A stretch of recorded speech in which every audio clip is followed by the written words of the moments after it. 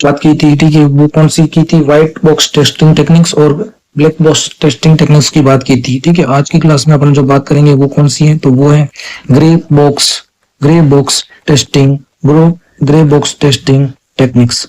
तो आज की क्लास में अपन बात करेंगे किसके बारे में, ग्रे बॉक्स टेस्टिंग टेक्निक्स के बारे में बात करेंगे, ठीक है। तो इसके अंदर कौन कौन सी टेक्निक्स आती हैं, तो इसके अंदर आती है पहली रिग्रेशन टेस्टिंग, रिग्रेशन कौन सी आती है, रिग्रेशन टेस्टिंग, ठीक है। और दूसरी कौन सी आती है, मैट्रिक्स, कौन सी आती है, मैट्रिक्स। और तीसरी जो आती है टेक्निक्स, उसका नाम क्या है, उसका नाम है अपना पैटर्न, कौन सा नाम है, पैटर्न, ठीक है। और जो चौथी टेक्निक है उसका नाम क्या है, orthogonal array testing, orthogonal array testing, orthogonal array testing, जिसको AOT भी बोला जाता है। तो अपन बात कर रहे हैं किसकी, ग्रे बॉक्स टेस्टिंग टेक्निक कौन कौन सी है, तो ग्रे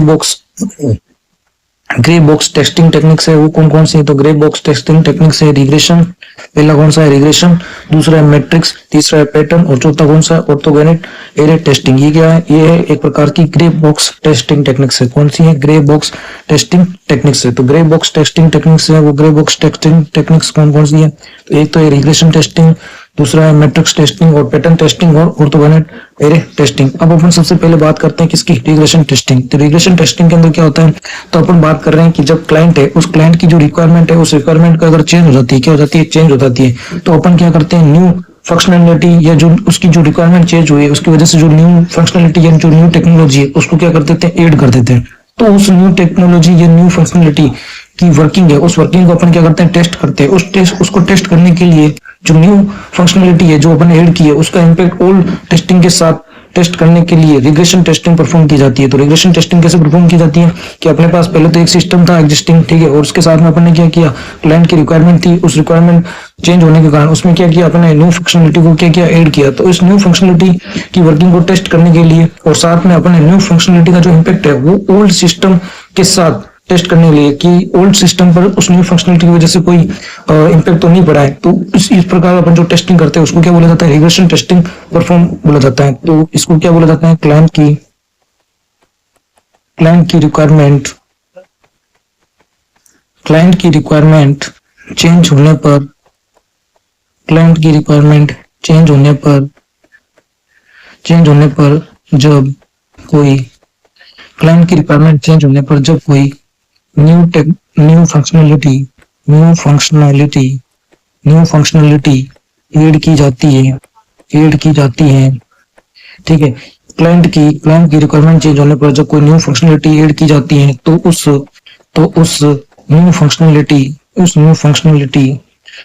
न्यू फंक्शनलिटी की वर्किंग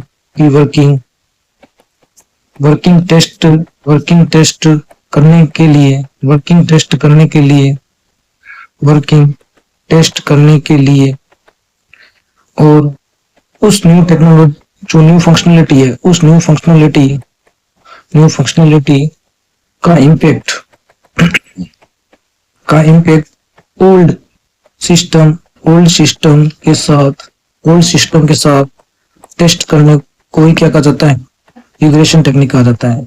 क्या कहा जाता है, रिग्रेशन टेक्निक कहा जाता है। तो रिग्रेशन टेस्टिंग परफॉर्म की जाती है, क्या की जाती है, रिग्रेशन टेस्टिंग परफॉर्म की जाती है, ठीक है। तो अपन बात करें, एक तो अपने पास पहले से एग्जिस्टिंग सिस्टम था, ठीक है, तो उसके अंदर तो अपन ने क्या है, कोई टेस्टिंग की थी, उसके जो रिजल्ट आए और साथ में अपन ने जब उसके साथ में न्यू फंक्शनलिटी ऐड की तो उस न्यू फंक्शनलिटी की वर्किंग टेस्ट कर रहे थे। तो न्यू फंक्शनलिटी की वर्किंग तो टेस्ट करेंगे, साथ में उस न्यू फंक्शनलिटी का जो इम्पैक्ट पड़ेगा उस ओल्ड सिस्टम के साथ उसको भी क्या करेंगे, अपन टेस्ट करेंगे। तो इसको क्या बोला जाता है, रिग्रेशन टेस्टिंग बोला जाता है। जैसे कि अपन इसका अगर एग्जाम्पल देखें, ठीक है, तो जैसे कि मान लो कि एक प्रकार का वेबसाइट है जिसके अंदर सबसे पहले तो क्या है, यहाँ पे यूजर नेम है, क्या है, यूजर नेम, और यहाँ पर क्या है, पासवर्ड है, पासवर्ड का बॉक्स है, ठीक है, और यहाँ पर क्या है, लॉगिन है, क्या है, लॉगिन।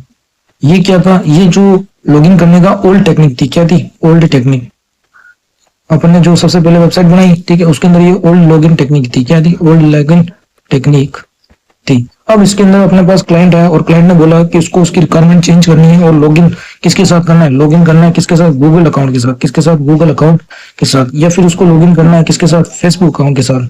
कि जो इसका वेबसाइट, ये जो वेबसाइट है, इस वेबसाइट के अंदर उसको फेसबुक या जो गूगल है उस अकाउंट के साथ में इसको क्या करना है, लॉगिन करना है। तो अपन क्या करेंगे, इस न्यू फंक्शनलिटी को ऐड करेंगे। तो ये कौन सी फंक्शनलिटी होगी, न्यू फंक्शनलिटी।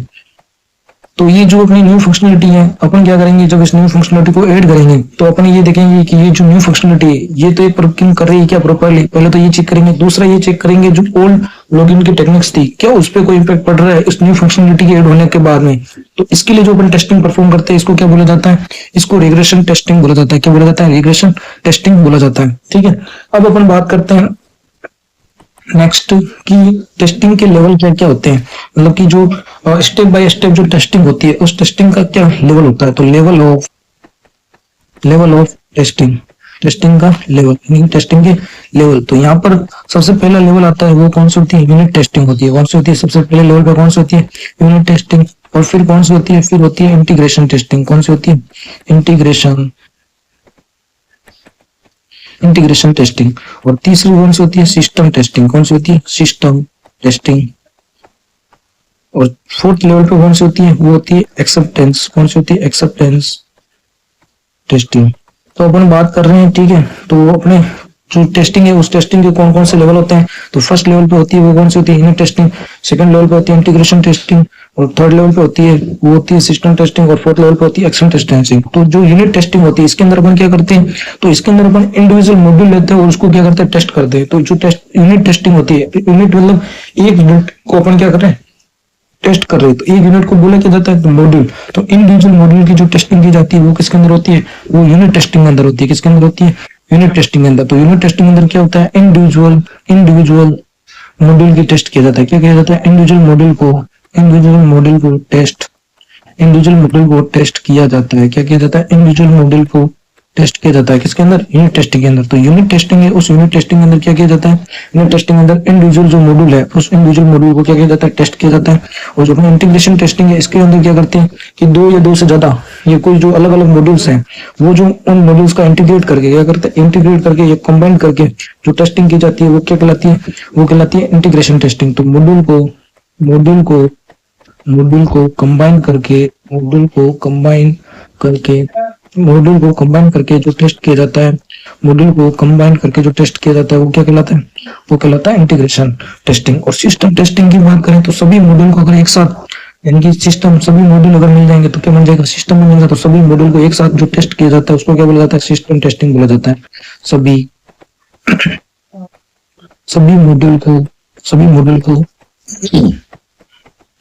मॉड्यूल को एक साथ टेस्ट किया जाता है। सभी मॉड्यूल को एक साथ टेस्ट किया जाता है किसके अंदर, सिस्टम टेस्टिंग के अंदर। किसके अंदर, सिस्टम टेस्टिंग के अंदर। तो जो लेवल है अपन क्या कर रहे हैं, टेस्टिंग लेवल बाय लेवल कर रहे हैं। यूनिट टेस्टिंग के अंदर क्या कर रहे हैं, इंडिविजुअल मॉड्यूल को टेस्ट कर रहे हैं। फिर क्या कर रहे हैं, उन मॉड्यूल्स को इंटीग्रेट करके इंटीग्रेशन में टेस्टिंग कर रहे हैं। और फिर जो सारे जो मॉड्यूल्स हैं उनको क्या करके एक साथ में लेकर सिस्टम के साथ टेस्ट करें तो उसको क्या बोला जाता है, सिस्टम टेस्टिंग। उसके बाद में अपन लास्ट जो लेवल होता है वो क्या होता है, वो होता है एक्सेप्टेंस टेस्टिंग। जब यूजर है उस सिस्टम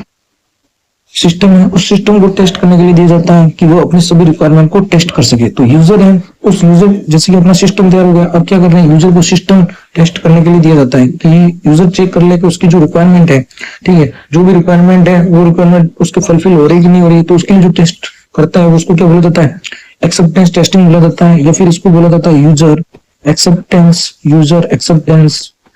टेस्टिंग ही बोला जाता है। इसको क्या बोला जाता है, यूजर एक्सेप्टेंस टेस्टिंग।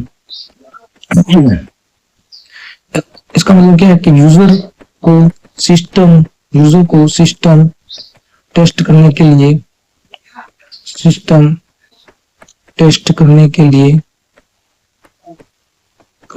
दिया जाता है।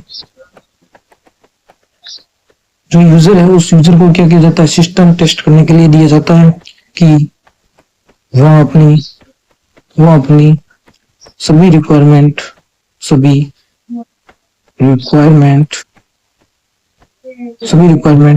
टेस्ट कर सके। ठीक है, तो अपन बात कर रहे हैं तो एक्सेप्टेंस टेस्टिंग के अंदर क्या गया, यूजर अपने जो है उसको सिस्टम टेस्ट करने के लिए दिया जाता है ताकि यूजर क्या करे, अपनी सभी रिक्वायरमेंट को टेस्ट कर सके। ठीक है, तो अपने बताई थी यूनिट टेस्टिंग होता है। यूनिट टेस्टिंग कौन परफॉर्म करता है, तो यूनिट टेस्टिंग को परफॉर्म करता है कौन, डेवलपर। कौन परफॉर्म करता है? डेवलपर। जो डेवलपर है वो क्या करता है? यूनिट टेस्टिंग को परफॉर्म करता है। जो प्रोग्रामर होता है वो क्या करता है? यूनिट टेस्टिंग को परफॉर्म करता है, क्योंकि उसमें इसके अंदर क्या किया जाता है? इंडिविजुअल मॉड्यूल को परफॉर्म किया जाता है। क्या किया जाता है? इंडिविजुअल जो मॉड्यूल है, यानी कि अलग अलग जो मॉड्यूल है उसको क्या किया जाता है? टेस्ट में परफॉर्म किया जाता है। और ये क्या होती है? ये पहली फर्स्ट स्टेप होती है टेस्टिंग की। तो टेस्टिंग की जो फर्स्ट स्टेप होती है वो कौन सी होती है? वो होती है यूनिट टेस्टिंग। कौन सी होती है? Unit testing. तो यूनिट टेस्टिंग क्या है? टेस्टिंग की क्या है? फर्स्ट स्टेप है। और इसको किसका पार्ट माना जाता है? तो इसको व्हाइट बॉक्स टेस्टिंग का पार्ट माना जाता है। तो जो अपना यूनिट टेस्टिंग है इसको किसका पार्ट माना जाता है? व्हाइट बॉक्स टेस्टिंग है। उस व्हाइट बॉक्स टेस्टिंग है, उस व्हाइट बॉक्स टेस्टिंग का पार्ट किसको माना जाता है? यूनिट टेस्टिंग को। तो जो यूनिट टेस्टिंग है उस यूनिट टेस्टिंग को किसका पार्ट माना जाता है? वो माना जाता है बॉक्स टेस्टिंग का पार्ट माना जाता है। और ये क्या होता है? ये इंडिविजुअल मॉड्यूल को टेस्ट किया जाता है। और इसके अंदर क्या होता है? इसके अंदर इंडिविजुअल मॉड्यूल की जो फंक्शनलिटी है उसको क्या किया जाता है? टेस्ट किया जाता है। उसके बाद में अपन बात करें इंटीग्रेशन टेस्टिंग। इसके अंदर क्या होता है? मॉड्यूल को कंबाइन करके टेस्ट किया जाता है और इसके अंदर मॉड्यूल के बीच प्रॉपर्ली कम्युनिकेशन हो रहा है कि नहीं हो रहा है ये चेक किया जाता है। ठीक है। और इसके लिए अलग अलग मेथड यूज किए जाते हैं, जिसमें टॉप डाउन अप्रोच होता है, बॉटम अप अप्रोच होता है, ठीक है, सैंडविच मिक्स अप्रोच होता है और बिग बैग अप्रोच होता है। तो ये अपने किसके लिए यूज किए जाते हैं? इंटीग्रेशन टेस्टिंग के लिए यूज किए जाते हैं अलग अलग अप्रोच, जिसके अंदर देखा जाता है कि जो सिस्टम है वो बॉटम अप अप्रोच या टॉप डाउन अप्रोच किसके द्वारा वो कम्युनिकेट नहीं कर रहा है, वो इसके अंदर देखा जाता है। किसके अंदर? इंटीग्रेशन टेस्टिंग के अंदर देखा जाता है। ठीक है। उसके बाद में अपन बात करें, ठीक है, सिस्टम टेस्टिंग। इसके अंदर अपन क्या करें? सिस्टम की फंक्शनलिटी को कंबाइन टेस्ट किया जाता है। कंप्लीट जो सिस्टम होता है उस कंप्लीट सिस्टम की जो कंप्लीट सिस्टम है उसकी फंक्शनलिटी को कंबाइन करके टेस्ट किया जाता है। उसको क्या बोला जाता है? सिस्टम टेस्टिंग बोला जाता है। और ये सिस्टम जो टेस्टिंग है ये किसके द्वारा की जाती है? तो ये की जाती है क्यूए, यानी कि क्वालिटी एनालिस्ट। जो क्वालिटी एनालिस्ट होता है उसके द्वारा जो टेस्टिंग परफॉर्म की जाती है वो कौन सी होती है? सिस्टम टेस्टिंग होती है। कौन सी होती है? सिस्टम टेस्टिंग होती है। और इस सिस्टम टेस्टिंग को चेक कैसे किया जाता है? तो इसके लिए जो उसके पास सिस्टम रिक्वायरमेंट स्पेसिफिकेशन डॉक्यूमेंट होता है, system system system requirement specification करके एक डॉक्यूमेंट आता है। उसके अंदर जो स्पेसिफिकेशंस लिखी होती है उसके हिसाब से क्या करता है? क्वालिटी एनालिस्ट सिस्टम टेस्टिंग करता है। तो सिस्टम टेस्टिंग होती है, उसके अंदर क्या होता है? तो सिस्टम की फंक्शनलिटी को कंबाइन करके टेस्ट किया जाता है। और परफॉर्म कौन करता है? Quality analyst. और इसके अंदर क्या किया जाता है? सिस्टम टेस्टिंग को कैसे चेक किया जाता है? सिस्टम रिक्वायरमेंट स्पेसिफिकेशन के अनुसार कार्य कर रहे हैं कि नहीं कर रहे हैं वो चेक किया जाता है। किसके अंदर? इसके अंदर। और अपन बात कर रहे हैं लास्ट, यूजर एक्सेप्टेंस टेस्टिंग। इसके अंदर क्या होता है कि क्लाइंट को सिस्टम को टेस्ट करने के लिए दिया जाता है। इसके अंदर दो प्रकार की टेस्टिंग होती है। जो ये अपने यूजर एक्सेप्टेंस टेस्टिंग होती है, ये कितने प्रकार की होती है? तो यूजर की जो एक्सेप्टेंस टेस्टिंग है वो दो प्रकार की होती है। ठीक है। एक तो होती है अपनी अल्फा टेस्टिंग। कौन सी होती है? अल्फा। और एक कौन सी होती है? बीटा। कौन सी होती है? बीटा। तो अल्फा टेस्टिंग जो होती है वो क्या होती है? वो क्लाइंट सिस्टम को डेवलपमेंट एनवायरनमेंट में टेस्ट कराने के लिए कराई जाती है। तो क्लाइंट सिस्टम को क्लाइंट है, उस क्लाइंट को जो सिस्टम है उस सिस्टम को क्या डेवलपमेंट एनवायरनमेंट में अगर टेस्ट करवाता है तो उसको क्या बोला जाता है? अल्फा टेस्टिंग बोला जाता है। और अल्फा टेस्टिंग का कौन होता है? टेस्टर की प्रेजेंट में होता है। जो टेस्टिंग होती है वो किसके प्रेजेंट में होती है? टेस्टर की प्रेजेंट में होती है। और जो बीटा टेस्टिंग होती है वो क्लाइंट सिस्टम को सेल्फ एनवायरनमेंट में टेस्ट करवाया जाता है। तो अल्फा टेस्टिंग क्या होती है? अल्फा टेस्टिंग में क्लाइंट सिस्टम को अल्फा टेस्टिंग में क्लाइंट है वो सिस्टम को डेवलपमेंट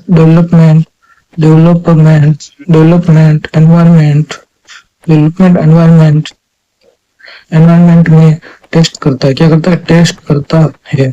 और ये किसकी प्रेजेंट में करता है? टेस्टर की प्रेजेंट में करता है। किसकी प्रेजेंट में करता है? टेस्टर की प्रेजेंट में डेवलपमेंट एनवायरनमेंट में जो क्लाइंट से सिस्टम को जो क्लाइंट को जो सिस्टम है उस सिस्टम को जो चेक किया जाता है या टेस्ट किया जाता है वो क्या बोला जाती है? अल्फा टेस्टिंग बोला जाती है। और जो बीटा टेस्टिंग होती है वो क्या होता है? तो वो जैसे कि अपन बीटा यूजर्स होते हैं तो इसके अंदर क्या होता है कि ये सेल्फ एनवायरनमेंट में टेस्ट होता है। इसके अंदर कोई प्रकार का टेस्टर की प्रेजेंस में नहीं होता, ना ही कोई डेवलपमेंट एनवायरनमेंट में इसके अंदर टेस्ट होता है। तो ये कैसे होता है? तो इसको क्लाइंट सिस्टम को सेल्फ एनवायरनमेंट में टेस्ट करता है। कैसे करता है? सेल्फ एनवायरनमेंट में टेस्ट करता है। क्या करता है? सेल्फ एनवायरनमेंट में टेस्ट करता है।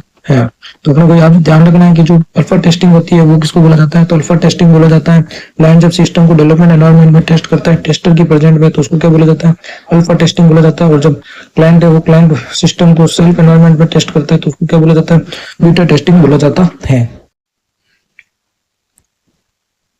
तो अपन अभी बात करेंगे, ठीक है, फंक्शनल टेस्टिंग और नॉन फंक्शनल टेस्टिंग ये किस प्रकार से होती है। ठीक है। और अभी अपन ने बात की थी बीटा टेस्टिंग और अल्फा टेस्टिंग की। अब अपन बात करेंगे कौन सी? फंक्शनल टेस्टिंग और नॉन फंक्शनल टेस्टिंग। इसके बीच में क्या डिफरेंस होता है? ठीक है, ये क्या होती है?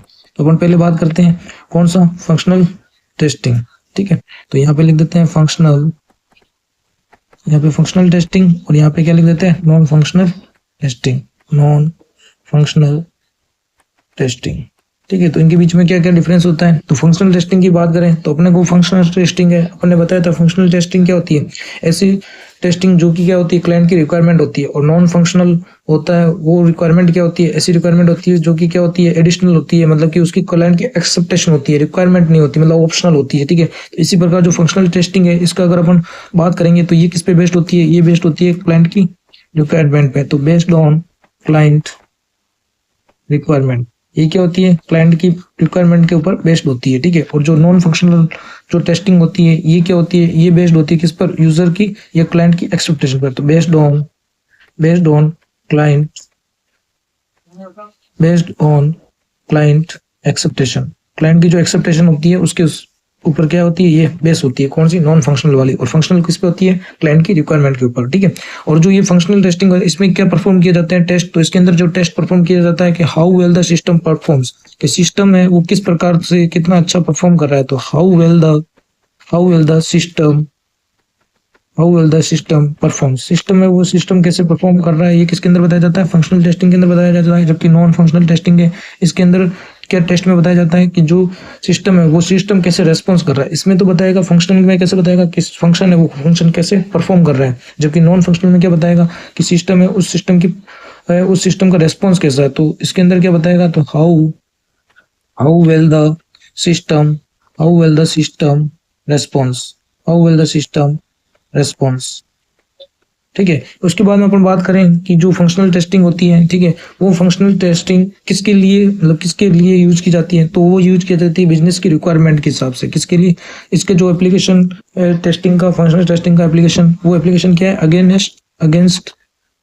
Against business requirements. किसके, बिजनेस रिक्वायरमेंट्स है। अपने बताया था ये क्या होती है, रिक्वायरमेंट के लिए जो टेस्टिंग होती है वो कौन सी होती है, फंक्शनल होती है। और अपन ने जो बताया था नॉन जो फंक्शन है, ठीक है, जो रिक्वायरमेंट्स के लिए होती है वो कौन सी होती है, फंक्शनल होती है। और जो नॉन फंक्शनल होती है वो किसके लिए होती है, वो होती है क्लाइंट्स के लिए।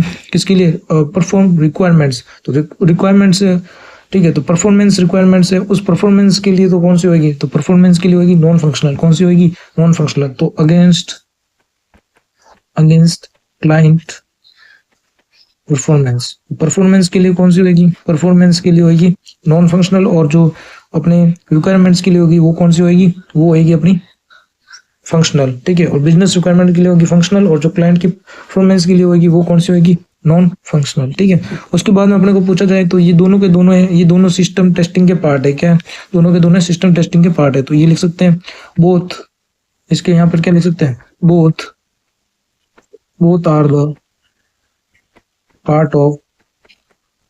Are the part of system testing.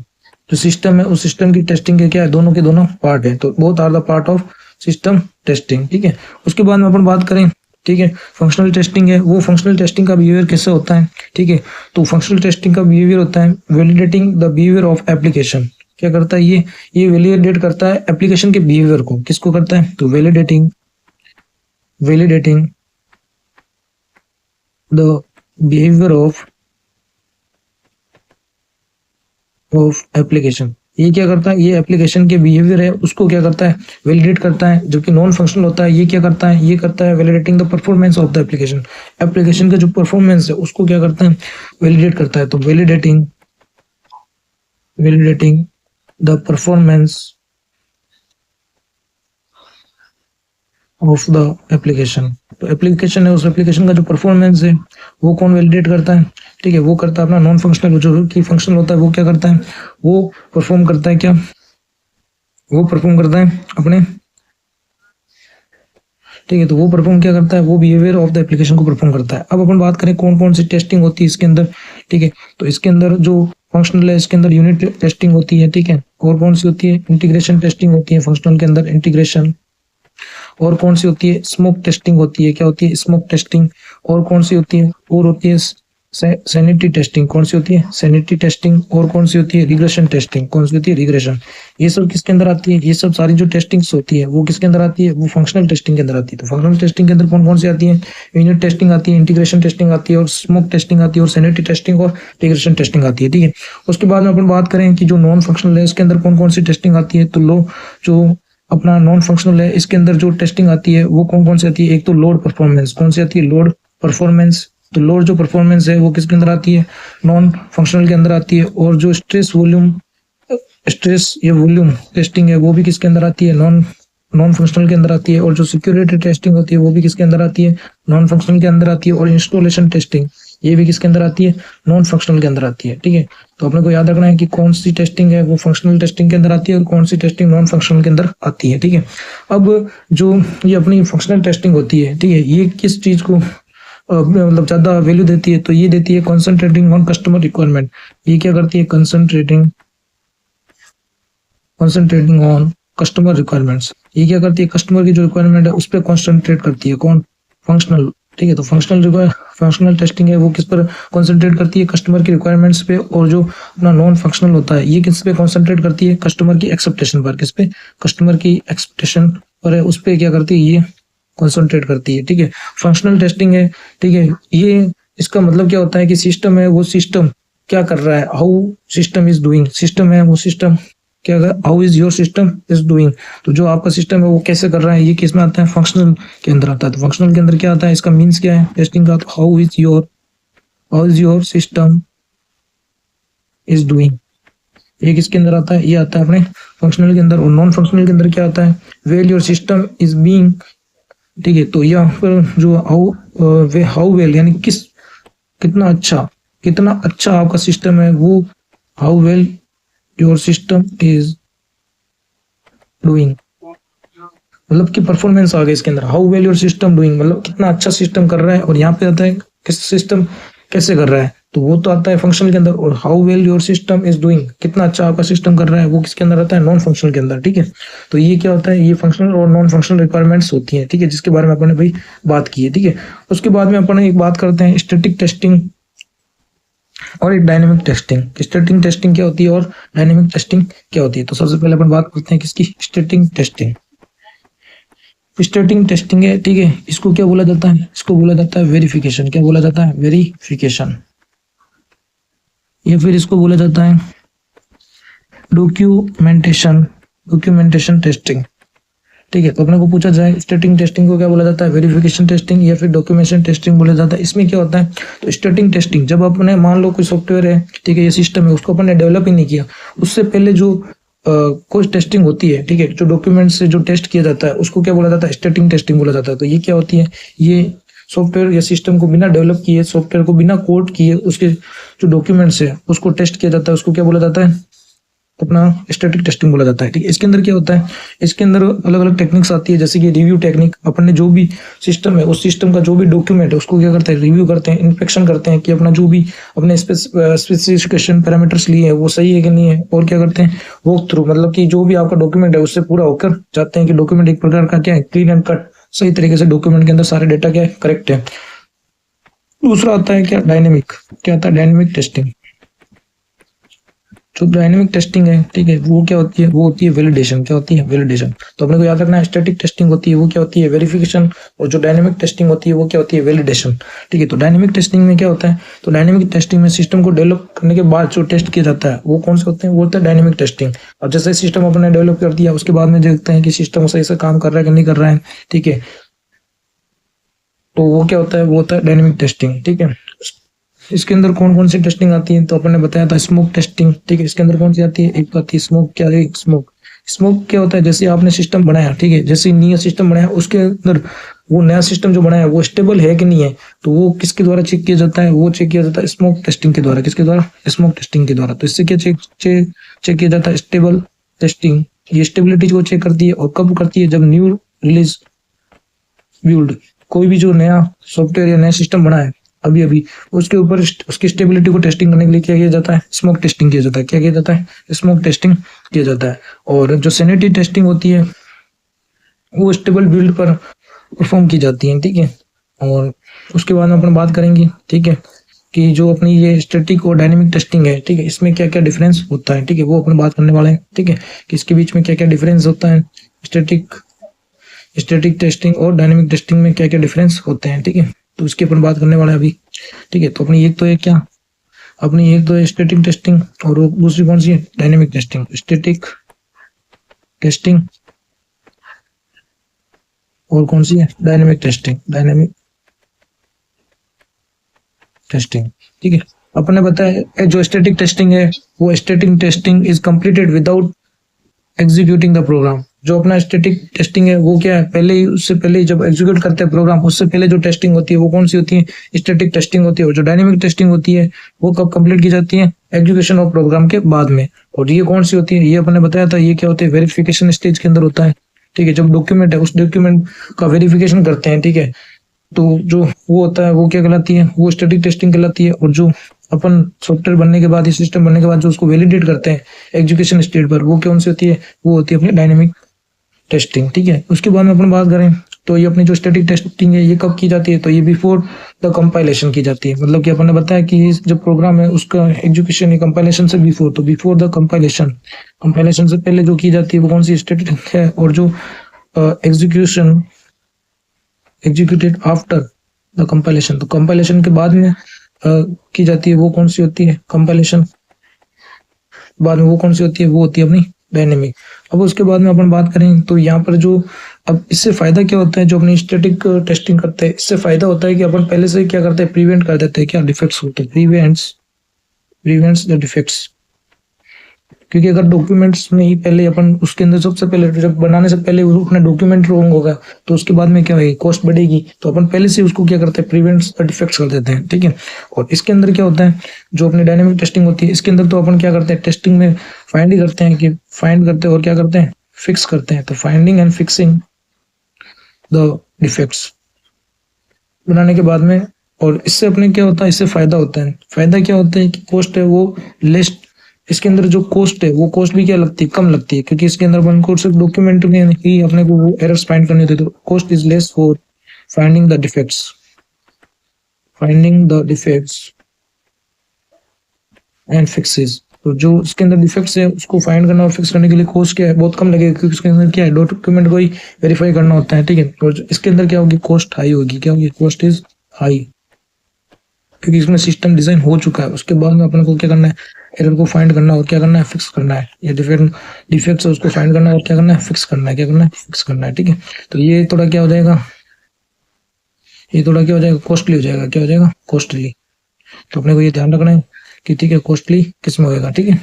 तो इसके अंदर क्या होगा, कॉस्टली होगा find and fixing the defects. उसके बाद में अपन ने बताया था, ठीक है, तो इसके अंदर कौन कौन सी टेक्निक्स होती है, आपने बताया था इंस्पेक्शन होती है, कौन सी होती है, इंस्पेक्शन, मतलब जो डॉक्यूमेंट है उसका इंस्पेक्शन किया जाता है, ये फिर उस डॉक्यूमेंट का क्या किया जाता है, रिव्यू किया जाता है, ठीक है, या फिर क्या किया जाता है, उससे वॉक थ्रू, यानी कि उसको पूरा का पूरा स्टडी किया जाता है, ठीक है। और उसके बाद देखा जाता है इसके अंदर कहाँ पर एरर है डॉक्यूमेंट। और इसके अंदर क्या किया जाता है, इसके अंदर तो जो इसको इसके अंदर होता है वो कौन सा होता है, वो एक तो स्ट्रक्चर बेस्ड होता है, ठीक है, कि उसके स्ट्रक्चर में कहाँ पे अपने सॉफ्टवेयर में दिक्कत है। या फिर जो बंदा एक्सपीरियंस होता है वो क्या करता है, उससे अपने एक्सपीरियंस से क्या करता है, फाइंड आउट करता है कि एरर कहाँ पर है, ठीक है। या फिर इसके अंदर कौन सी टेस्टिंग होती है, यूनिट टेस्टिंग होती है या फिर इंटीग्रेशन टेस्टिंग होती है। तो ये सारी किसके अंदर होती है, डायनेमिक टेस्टिंग के अंदर होती है। किसके अंदर होती है, डायनेमिक टेस्टिंग के अंदर आती है, ठीक है। और अपने को याद रखना है कि जो एड होक टेस्टिंग एक नाम है, ठीक है, क्या नाम है, एड होक टेस्टिंग। ये एड होक टेस्टिंग है, ठीक है। ये क्या है, तो ये एक प्रकार की टेस्टिंग एप्लीकेशन है जो कि randomly without any test plan any requirements document, ये क्या करती है, अपने आप परफॉर्म होती रहती है, क्या होती है, परफॉर्म होती रहती है, ठीक है। तो ये याद रखना है कि अनप्लान्ड एक्टिविटीज के साथ जो परफॉर्म टेस्टिंग की जाती है, मतलब अनप्लान्ड मतलब कोई प्लान नहीं है, अपने आप ही सिस्टम के हिसाब से अपने आप ही टाइम टू टाइम, थोड़े टाइम बाद अपने आप ही वो क्या करता है, सिस्टम को टेस्ट करता रहता है। तो अनप्लान्ड जो एक्टिविटीज के साथ जो परफॉर्म की जाती है वो कौन सी होती है, एड होक टेस्टिंग होती है, क्या होती है, एड होक टेस्टिंग होती है, ठीक है।